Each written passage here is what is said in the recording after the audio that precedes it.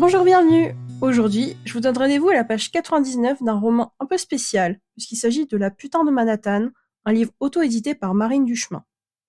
Même si je ne suis pas une férue de romance, ce n'est pas pour ça que je dénigre le genre, loin de là. Et après 50 nuances de gré, il fallait que je redonne à la romance ses titres de noblesse. J'ai déjà lu ce livre, je sais ce qu'il vaut, je l'ai beaucoup apprécié, et je tiens à parler de l'un d'eux, d'un livre de romance, avec des termes bien moins acides qu'avec 50 nuances de gré. Enfin, moins acides. Avec juste un texte mieux fichu, voilà. Comme c'est un roman très peu connu, laissez-moi vous lire la 4e de couverture.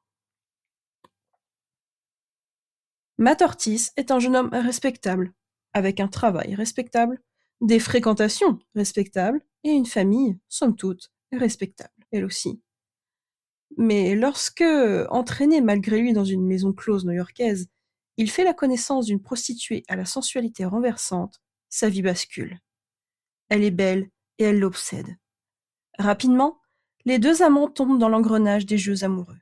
Cependant, dans la balance pèsent les attentes de son père, autoritaire et intransigeant, qui cherche à transmettre à ses fils la direction de l'entreprise familiale.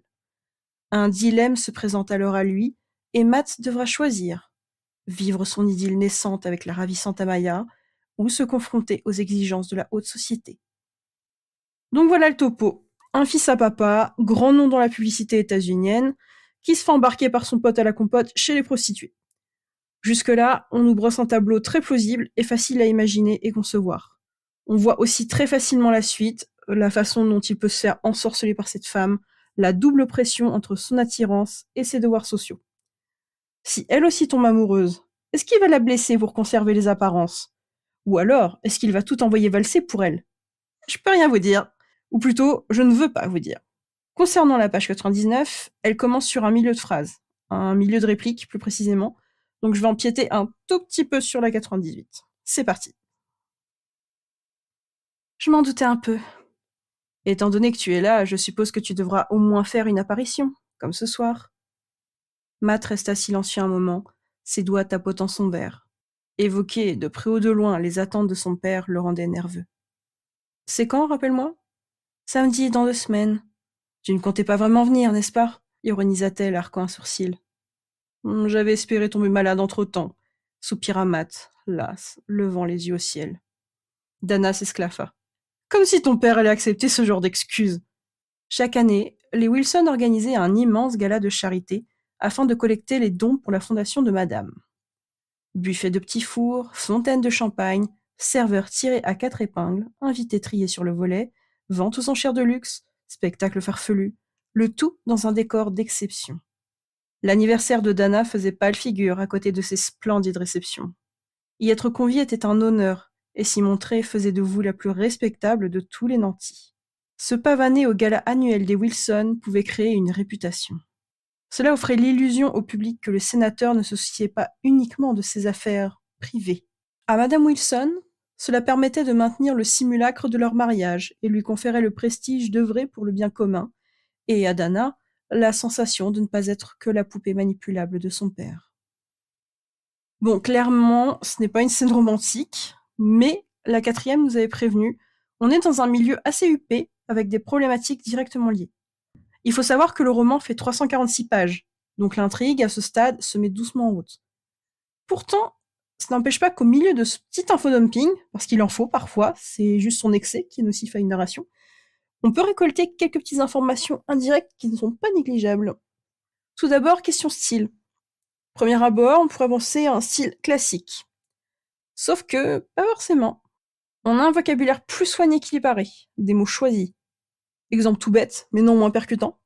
Elle ne dit pas, en parlant du gala, y être invité, mais y être convié.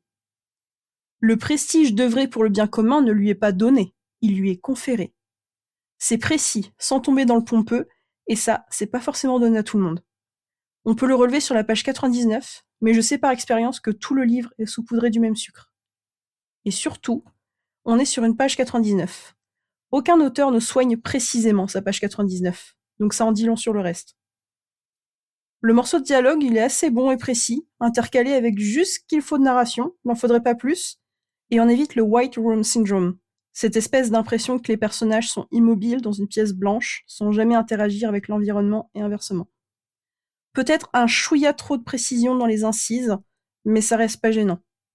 Le rythme est bon aussi, on a cette agréable alternance entre les phrases dites normales et les phrases plus longues ou courtes. On reste jamais sur un simple sujet-verbe complément. Donc pour la forme, on est sur une valeur sûre dans la maîtrise du rythme et du style. Maintenant, qu'est-ce qu'on peut tirer du fond? Bon, en dehors de l'évident, de ce qui est dit, on peut quand même déduire des choses. D'abord, les deux personnages se connaissent. Dana anticipe les réactions de Matt et connaît son père. Ça rappelle que dans les hautes strates friquées comme ça, c'est assez commun qu'ils se connaissent tous. Ça nous précise l'intransigeance du paternel aussi. Il n'accepterait même pas la maladie de son fils comme une excuse à son absence au fameux gala. À ce stade, tu sens qu'effectivement, il rigole pas le bonhomme.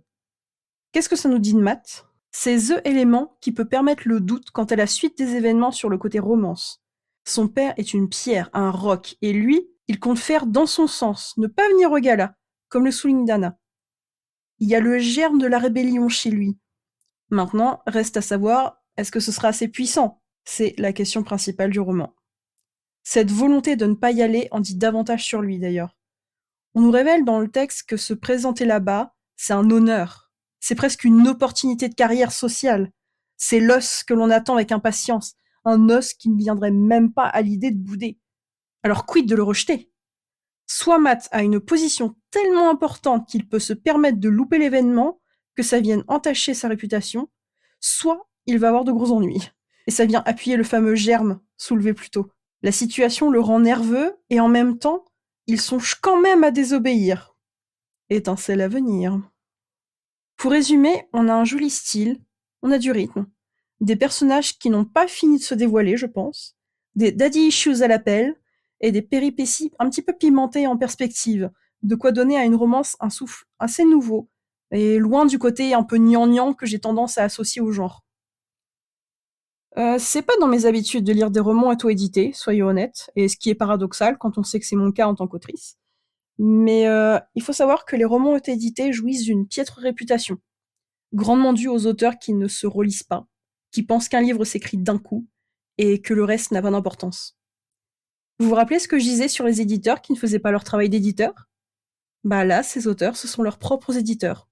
S'ils ne le font pas, c'est également insultant pour le lectorat, et ça fait montre d'un manque d'investissement et de sérieux. Un texte se retravaille grâce au prisme de regard et de points de vue multiples, notamment professionnels. Un texte se corrige, et autrement que par une copine prof de français, qui n'a pas les outils, et dont la correction et l'excellence orthographique et typographique ne sont pas le métier. Parce que oui, corriger et nettoyer toutes ces pages, c'est un métier, et un métier qui prend du temps. Oui, c'est un investissement financier, mais si on choisit la voie de l'auto-édition, c'est un investissement que l'on se doit de prévoir et d'anticiper. Le travail correctionnel, qu'il soit dans le fond ou la forme, doit être fait. Les livres dont je parlais, qui sont dans ce style d'édition, ont suivi ces passages professionnels. Et ce que je veux dire par là, c'est qu'encore une fois, une mauvaise réputation s'installe à cause de la paresse.